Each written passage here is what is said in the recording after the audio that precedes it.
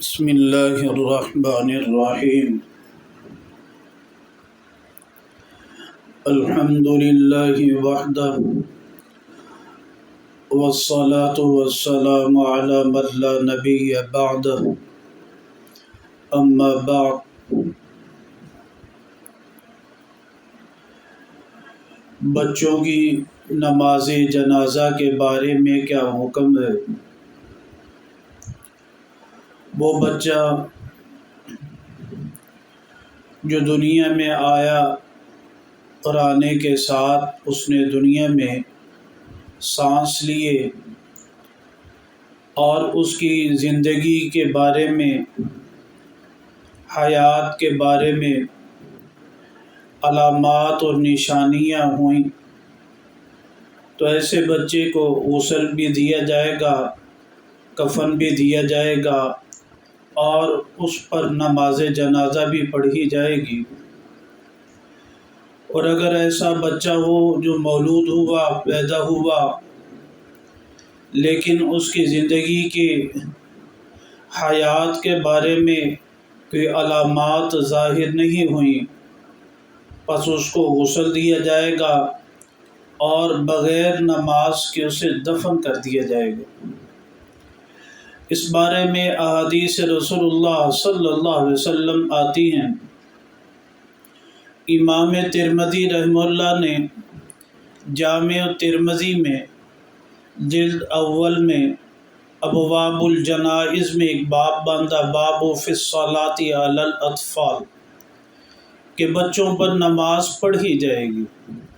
اور آگے حضرت مغیرہ بن شعبہ رضی اللہ تعالیٰ عنہ سے روایت ہے، آپ نے فرمایا ان النبی صلی اللہ علیہ وسلم قال، آپ علیہ الصلاۃ والسلام نے فرمایا الراکب خلف الجنازۃ والماشی حیث شاء منها والطفل یصلی علیہ، اور بچہ آخر پہ فرمایا کہ اس پر نماز پڑھی جائے گی۔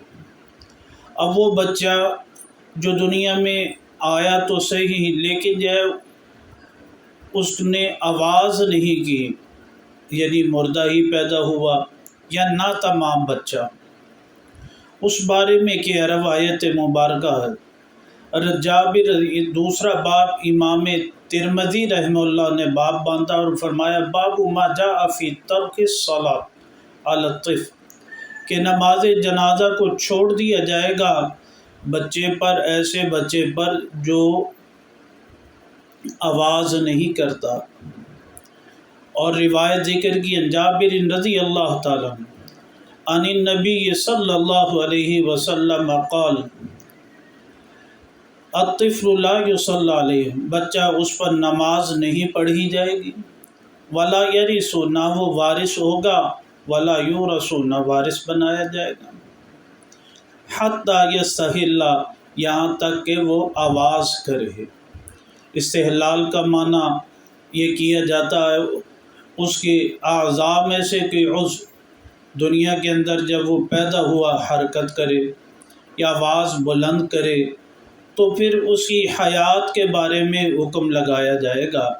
تو وہ بچہ جو ناتمام ہو یا دنیا میں پیدا ہوا پورا بچہ تھا لیکن دنیا میں آ کر اس نے آواز نہیں کی، تو ایسے بچے پر نماز جنازہ نہیں پڑھی جائے گی۔